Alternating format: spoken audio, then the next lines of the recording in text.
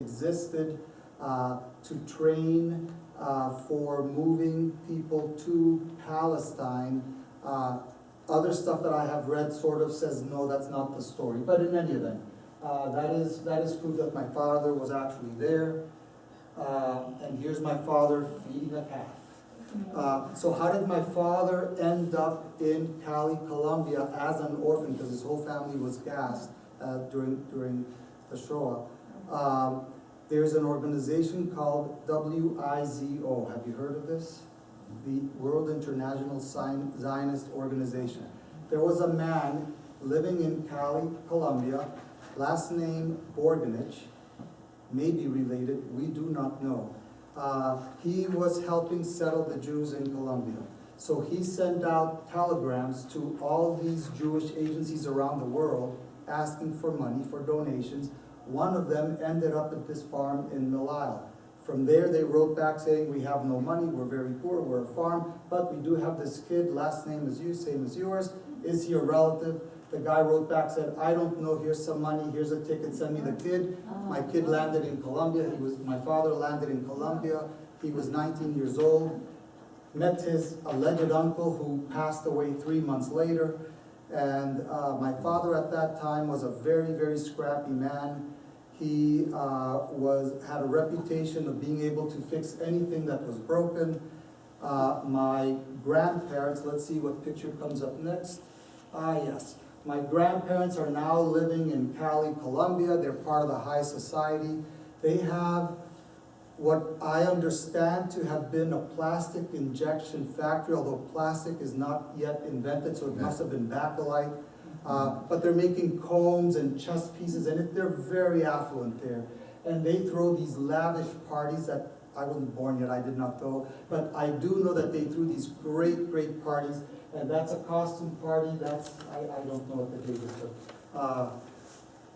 but here is a picture later on of my father, Mr. Forgetful. He forgot his pants. But I recall as a child these massive, massive parties at my grandparents' house and at Uncle Alfred's house. Parties were big in family lore. In any event, my grandparents had this massive party going on and their record player broke. Somebody said, call Harry, he can fix anything. Who's Harry? My dad. He shows up, he fixes the record player. My mother, who's about 17 at the time, and he fall head over heels in love. Now my grandparents are high society, my father, not so much. Furthermore, he's not European really, he's more Sephardi looking and they don't mix. So they sent my mother away to Canada so that she can gather herself and understand the big mistake she's about to make. Eventually, my father follows her to Canada. They decide to get married, but my grandfather, being a very practical man, sends them to Panama, that used to be part of Colombia, because there you can get a divorce. Because Colombia is a Catholic country, and it is run by the church. The educational system is run by the church, and we'll get into that in 1 second. All right, so this is my mother when she was young, and what to me is very striking is that Cali is a city of beautiful women. I mean, they really cause traffic accidents. They know how to make themselves up. They walk, they do their hair, and there's my mother. She's looking very tomboyish to me. And, so this is a little later on. That's my great-grandmother, the very first picture that you saw at her 90th birthday.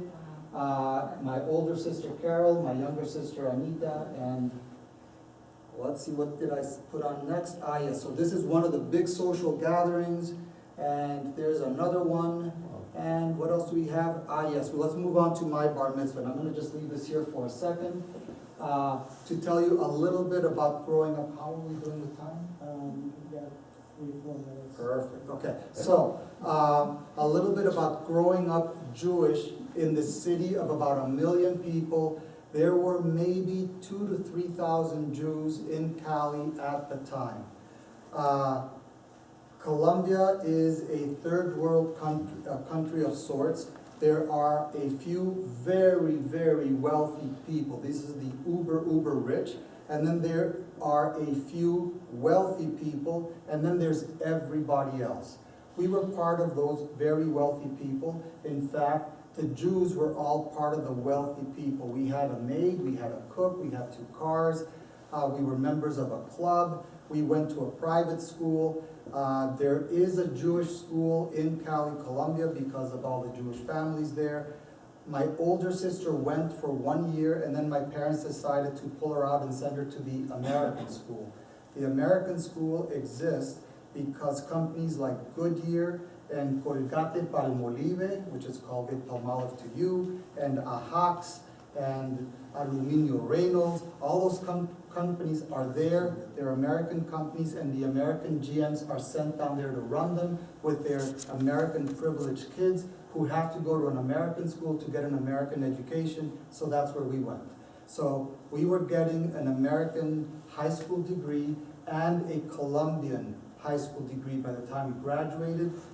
The educational system is run by the church, which means that you have to take religious schools, except for me. I did not have to go. I was the only Jew in the class, and everybody was very, very jealous of me. Interesting is that growing up Jewish, you look around and every Jewish person is wealthy, except for one family, and they had a very good life. And all we heard about that family is that they would be given a job by other Jewish people. So we took care of ourselves. Like every Jewish community, you cannot have one synagogue. You have to have at least 2. We had 3.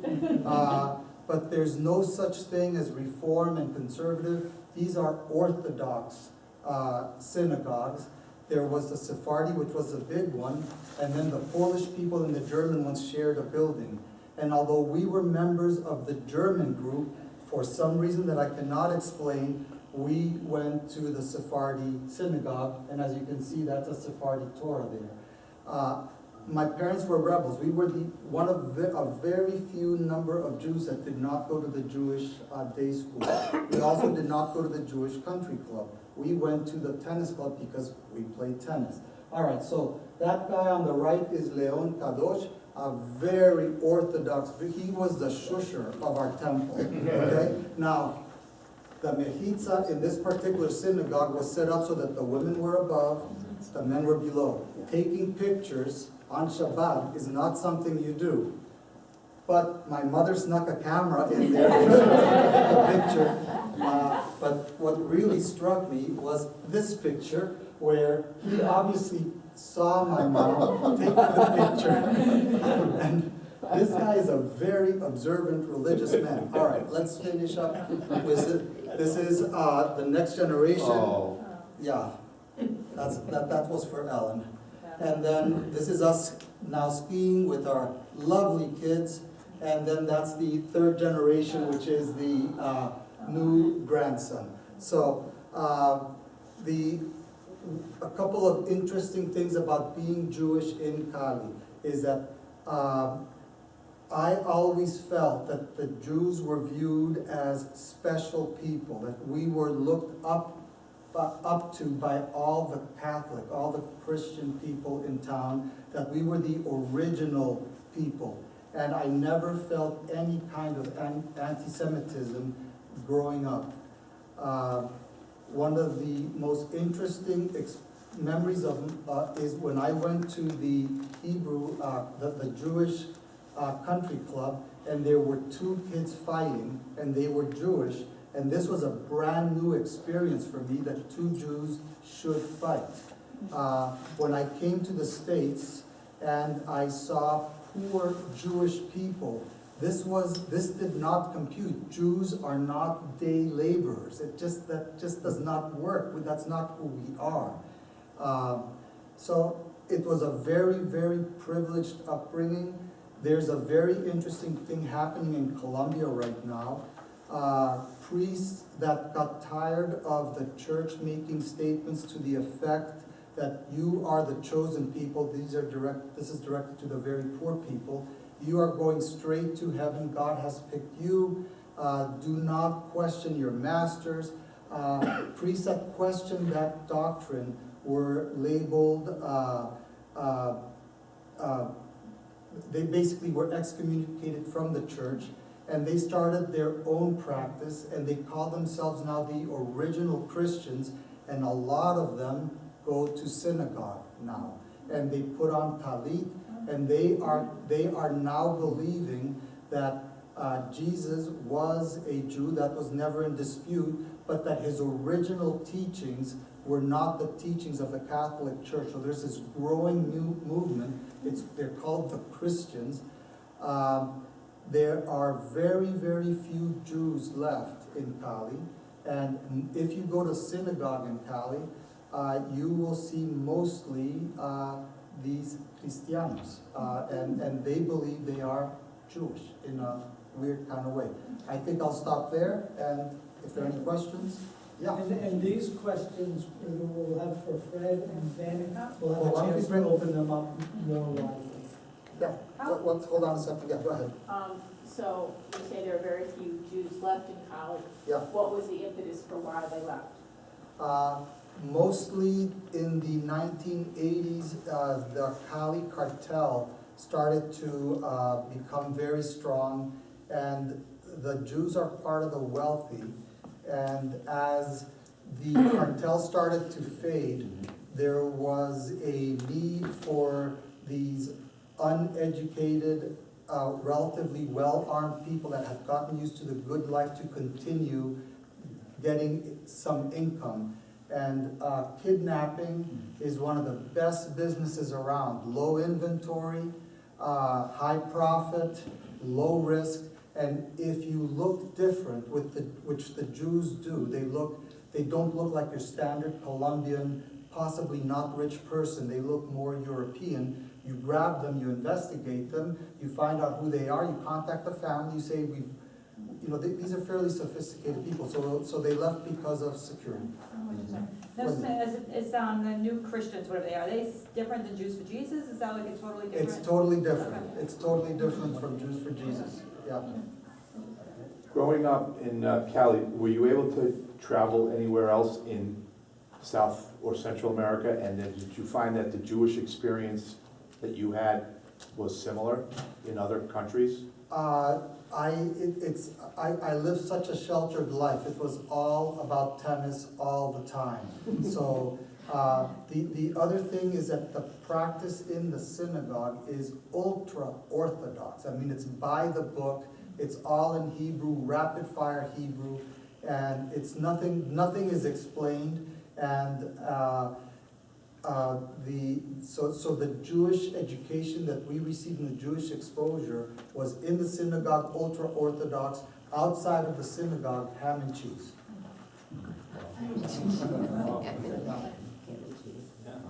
And more questions sort of in the general? No?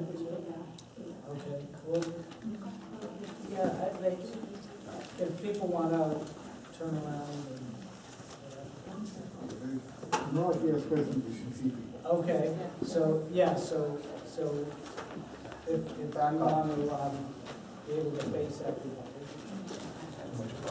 I want to say a quick word about a coincidence. My father was in the Austrian army, and a few years ago I came across his diary, a detailed diary. And I worked my way through the diary and translated it for our project. And in the middle of the diary there's one sentence that my father was in Croatia, and said, I met Borgenik from Vienna. Because there are not many people with the name of Borgenik. So it turns out that my father somewhere in Croatia met Fred's grandfather. And we'll never do that. Wow. I don't know that everybody knows that you're Fred's father-in-law. Well, I want to hide that.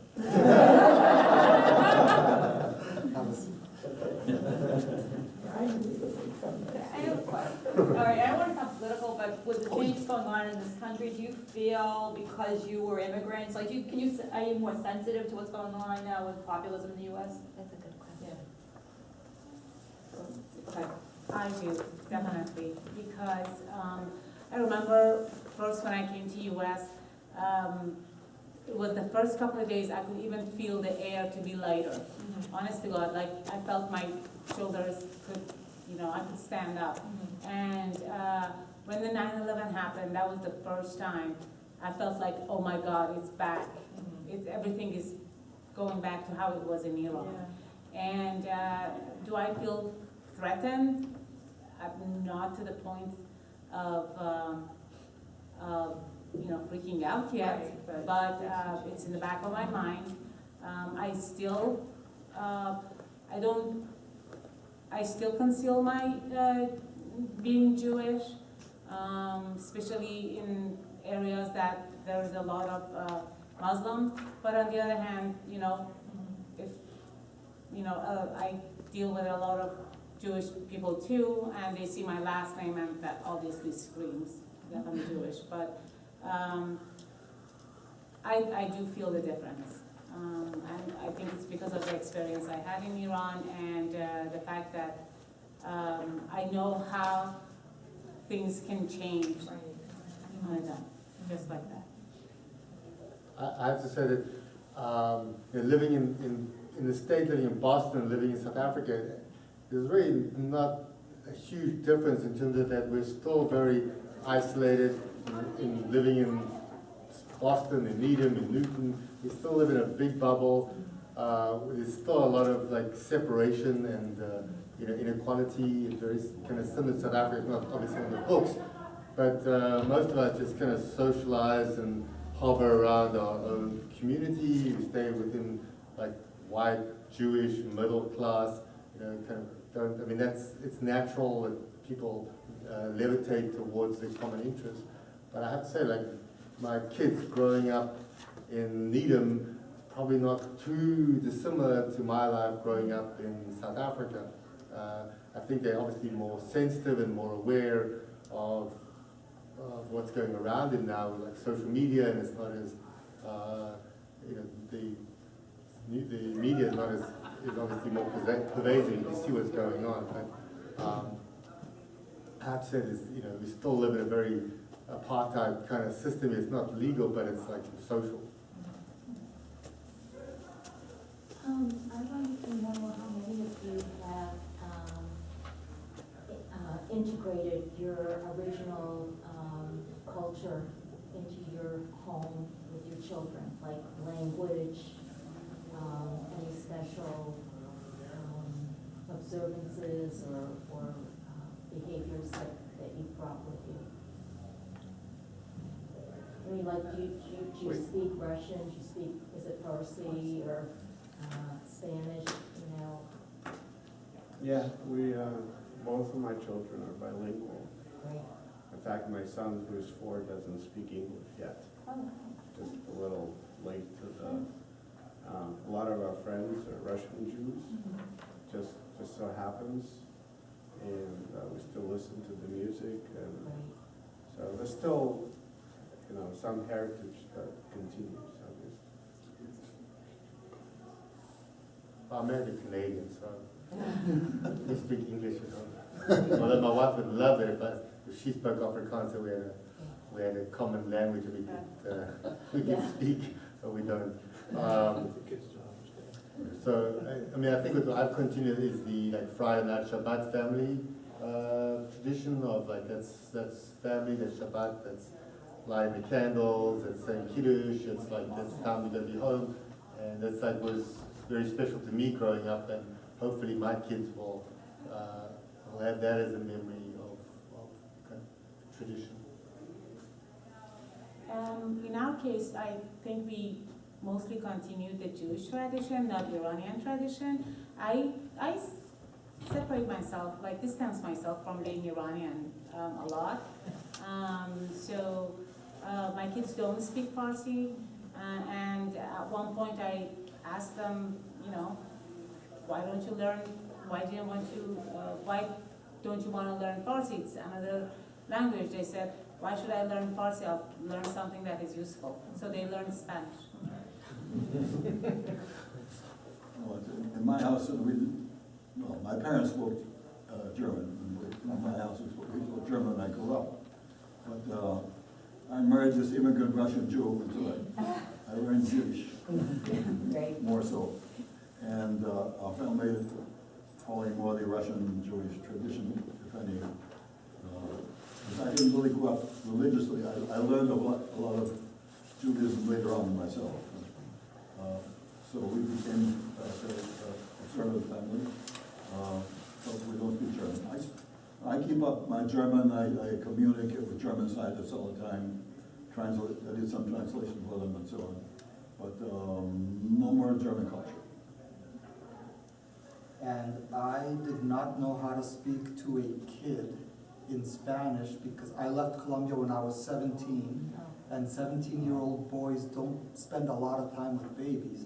But we did move to Colombia for 3 years, and part of the express reason for doing that was to expose our kids to a different culture and language. And all three picked up on it, and my 2 older daughters, their grammar in Spanish is way better than mine. And the tradition, a lot of the traditions, the social traditions of Latin America are run strong in their blood. You cannot put music on without them starting to dance, and there's a lot of very specific Latin things that our kids seem to gravitate towards. No, I think that was a perfect concluding question, and a way to wrap everybody in. We want to stick to our commitment for the time of letting people out and for religious school dismissal. I want to thank first the participants who really came to share their personal stories. It was great, and then Aviva, and really the idea for this program and the excellence of it. And I think a lot of what's going on in adult learning here at the Temple is really due to your hard work. So thank you for this. And do you want to, and of course, thank everybody for coming. If you want to chat amongst yourselves, there's one way no one's going to kick you out of the building. Do you want to say something about upcoming adult education events? We have many upcoming adult education events, and in fact, I forgot to put, we have adult education booklets at the entrance and in various parts of the building, and also on the website. We have another, where's Keith? Keith is giving a really interesting one about Islam. I think it's a 3-part series. It's during the evening, and that should be really excellent. For that one, it would be really useful if you register, and you can register online through the website. It's on the adult education. I think it's in 2nd session. I think we're going to revise how we figure out how to use how I put up our registration, but it's in the 2nd session, and make sure to register for that so I have a sense as to how many people will be coming to that. That's an evening course. Our kiddish conversations have been just wonderful, so we have one more coming up, which should be pretty interesting. And just keep an eye out to the coming up at Aliyah, coming up at Temple Aliyah, or whatever, what's coming up, or whatever it's called.